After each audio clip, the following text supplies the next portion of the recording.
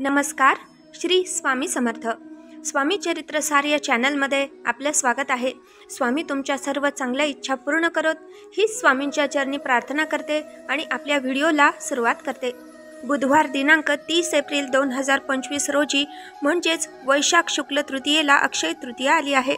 ही तिथी 29 तारखेला संध्याकाळी 5:32 सुरू होत असून 30 तारखेला दुपारी 2:13 असणार आहे. त्यामुळे उदय तिथीनुसार 30 तारखेलाच अक्षय तृतीया साजरी होणार आहे. या पूजेसाठीचा शुभ मुहूर्त हा या दिवशी दुपारी 2 पर्यंत असणार आहे. अक्षय तृतीया हा दिवस 3.5 मुहूर्तांपैकी एक मुहूर्त मानला जातो. त्यामुळे या शुभ दिवशी तुम्ही कुठल्याही नवीन कामाचा, व्यवसायाचा शुभारंभ करू शकता. त्याचबरोबर गृहप्रवेश, जमीन, गाडी, सोनं, चांदी अशा अनेक गोष्टी तुम्ही या दिवशी खरेदी करू शकता. त्यानंतर अक्षय तृतीयेच्या दिवशी घरामध्ये पूजा कोणत्या देवतेची करावी, कशी करावी याबद्दलची माहिती जाणून घेणार आहोत. तर संपूर्ण माहितीसाठी व्हिडिओ शेवटपर्यंत बघा. तर अक्षय तृतीयेच्या दिवशी पृथ्वीचे रक्षक असणारे भगवान विष्णूंची पूजा केली जाते. हिंदू धर्मानुसार असं सांगितलं जातं की अक्षय तृतीयेच्या दिवशी भगवान विष्णूंनी परशुरामाच्या रूपामध्ये पृथ्वीवर अवतार घेतला होता. भगवान विष्णूंचा परशुराम हा 6वा अवतार होता. म्हणूनच हा दिवस श्रीहरी विष्णूंना समर्पित असा आहे आणि त्यामुळेच अक्षय तृतीयेचा दिवस परशुरामांचा जन्मदिवस म्हणूनही साजरा केला जातो. त्याचबरोबर अक्षय तृतीयेच्या दिवशी महाभारतानुसार भगवान श्रीकृष्णाने आपली बहीण द्रौपदी हिला पांडवांसाठी एक अक्षय पात्र भेट दिले होते. तर द्रौपदीची थाळी कधीच रिकामी होत नसे. त्यातील अन्न कधीही संपत नव्हतं. परत परत नवीन अन्न निर्माण होत असे. त्यामुळेच वनवासात असताना पांडवांना कधीही उपाशी राहण्याची वेळ आली नव्हती. त्यामुळे अक्षय तृतीयेच्या दिवशी पूजेमध्ये अक्षय पात्र ठेवलं जातं. तर अक्षय तृतीयेच्या दिवशी सकाळी लवकर उठून घरातील देवांची पूजा करून घ्यावी. त्यानंतर देवघरासमोरच एक पाट मांडून घ्यायचा आहे. त्यावर नवीन वस्त्र अंथरून घ्या. त्यावर भगवान विष्णूंचा किंवा माता लक्ष्मीचा फोटो ठेवायचा आहे. तुमच्याकडे सत्यनारायणाचा फोटो असेल तर तोही तुम्ही पूजेमध्ये ठेवू शकता, कारण सत्यनारायणाच्या फोटोतील नारायण हेच भगवान विष्णू आहेत. त्यानंतर सर्वप्रथम दिवा प्रज्वलित करून एका बाजूला ठेवायचा आहे आणि या दिव्याची पूजा करून घ्यायची आहे. सगळ्यात आधी आपण गणपती बाप्पाच्या मूर्तीवर अभिषेक करून घ्यायचा आहे.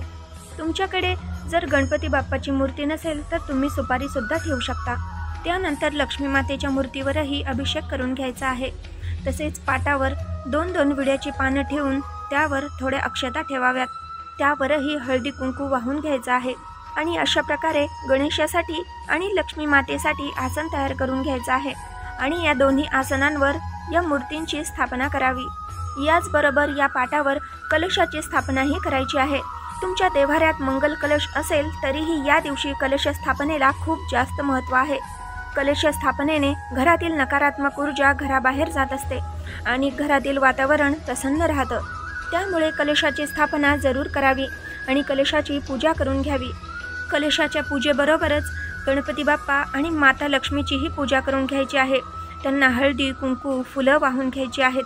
त्याचबरोबर या दिवशी अन्नपूर्णा मातेचीही न विसरता पूजा करायची आहे, कारण या दिवशी अन्नपूर्णा मातेचा जन्म झाला आहे. अन्नपूर्णा जयंती साजरी करायची आहे. तर त्यासाठी अन्नपूर्णा मातेची मूर्ती सगळ्यांच्या घरात तर असतेच, तर या मूर्तीवर आधी अभिषेक करून घ्या. त्यानंतर मूर्ती स्वच्छ पुसून पाटावर विड्याच्या पानांवर आणि अक्षतांवर स्थापन करावी आणि घरामध्ये धनधान्य वाढत राहावं यासाठी प्रार्थना करावी. अन्नपूर्णेच्या पूजेने घरातील अन्नाला बरकत येते, जेवणालाही चव येते. त्यानंतर घरातील चुलीची म्हणजेच गॅस शेगडीची पूजा करावी. शेगडीवर स्वस्तिक काढून घ्यायचं आहे. त्यावर हळदी कुंकू फुलं वाहावीत, अक्षता वाहाव्यात आणि धूप दीप ओवाळून घ्यावं. त्यानंतर पाटावरील श्रीहरी विष्णूंच्या फोटोला हार फुलं अर्पण करावीत आणि माता लक्ष्मीचा फोटोही स्वच्छ करून हळदी कुंकू फुलं वाहावीत. त्याचबरोबर तुमच्याकडे जर श्रीयंत्र असेल किंवा लक्ष्मीचा फोटो असलेला शिक्का असेल तर तोही पूजेमध्ये ठेवायचा आहे. त्यावर कमळगट्ट्याची माळ ठेवायची आहे. श्रीयंत्र जर नसेल तर अक्षय तृतीयेच्या शुभ मुहूर्तावर तुम्ही खरेदी करू शकता. श्रीयंत्र घरात असल्याने माता लक्ष्मी आणि भगवान विष्णूंचा वास कायम तुमच्या घरामध्ये राहील. त्यानंतर तुम्हाला या दिवशी 7 कवड्या खरेदी करायच्या आहेत. एका प्लेटमध्ये थोडे तांदूळ घ्या. त्यावर या कवड्यांची स्थापना करायची आहे आणि ही प्लेट किंवा डिश लक्ष्मी मातेसमोर ठेवा. कवड्या या समुद्रात सापडतात, त्यामुळे लक्ष्मी मातेला त्या प्रिय असतात. कवड्यांच्या पूजनाने लक्ष्मी माता तुमच्यावर प्रसन्न होऊ शकते. त्याचबरोबर आपल्या घरामध्ये जी 1 रुपया, 2 रुपये, 5, 10 रुपयांची जी नाणी असतात यांचेही पूजन केले जावे. त्याचबरोबर पाटावर थोड्या अक्षता ठेवून त्यावर अक्षय पात्र तांदळाने भरून ठेवायचं आहे आणि त्यावर सुपारी ठेवायची आहे. अक्षय पात्र म्हणजे काय, तर मातीचं छोटंसं भांडं.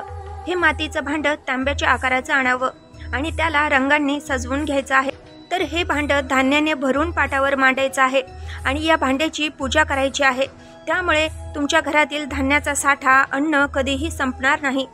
असं म्हटलं जातं की पूर्वी याच अक्षय पात्राद्वारे युधिष्ठिर आपल्या राज्यातील गरीब जनतेला अन्नदान करून मदत करत असे. याच श्रद्धेच्या आधारावर या दिवशी केलेल्या दानाचे पुण्यही अक्षय मानले जाते. या दिवशी मिळालेलं पुण्य कधीही संपत नाही. वर्षानुवर्ष माणसाचे भाग्य वाढते. त्यामुळे तुम्हाला शक्य होईल तेवढं या दिवशी दानधर्म करून पुण्य कमावण्याचा प्रयत्न करा. या दिवशी तुम्ही कोणकोणत्या गोष्टी दान करू शकता, तर फळं, कपडे, भांडी, घडे, पंखे, मीठ, तूप, तांदूळ, खरबूज, साखर, हिरव्या भाज्या अशा तुम्हाला शक्य होतील आणि गरजूला उपयोगी पडतील अशा गोष्टी दान कराव्यात. तर तुमची सर्व पूजा मांडून झाली की श्रीहरी विष्णूंना तांदूळ आणि तुळशीपत्र अर्पण करायचं आहे. याचा तुम्हाला विशेष असा लाभ होणार आहे. त्याचबरोबर धूप दीप लावून सर्व देवांना ओवाळून घ्यायचं आहे. त्यानंतर देवाला फळांचा नैवेद्य दाखवायचा आहे. त्याचबरोबर कच्चा आंबा, चिंच, गूळ एकत्र पाण्यात मिसळून देवतेला अर्पण केलं जातं.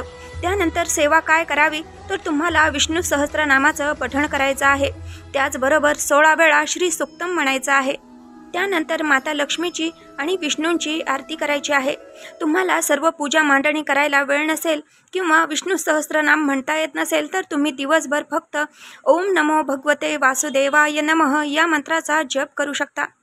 त्यानंतर अक्षय तृतीयेच्या दिवशी घरामध्ये पाण्याचा माठ, घागर किंवा कोणतंही मातीचं भांडं भरून ठेवल्याने माता लक्ष्मी प्रसन्न होते आणि घरामध्ये सुख समृद्धी येते.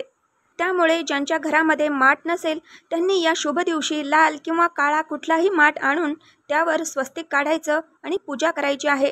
त्याचबरोबर वैशाख महिना अतिशय उष्ण असल्याने अक्षय तृतीयेच्या निमित्ताने मातीचा माठ दान करावा. तसेच मातीच्या माठातील पाणी हे आरोग्यासाठीही उत्तम असतं. तर अशा प्रकारे या दिवशी तुम्हाला जेवढं जास्त जमेल तेवढं नामस्मरण करा, कारण या दिवशी केलेल्या जपाचं पुण्य अखंड टिकून राहणार आहे. त्यानंतर अक्षय तृतीयेच्या दिवशी पितरांचीही पूजा केली जाते. ती कशी करावी याच्या माहितीचा व्हिडिओ लवकरच येणार आहे. तर अशा साध्या सोप्या पद्धतीने अक्षय तृतीयेची पूजा करायची आहे. अक्षय तृतीयेच्या माहितीचा व्हिडिओ तुम्हाला आवडला असेल तर लाईक करा, शेअर करा, सबस्क्राईब करा. चला तर मग भेटूयात अशाच माहितीच्या व्हिडिओसोबत. तोपर्यंत श्री स्वामी समर्थ. जय जय स्वामी समर्थ.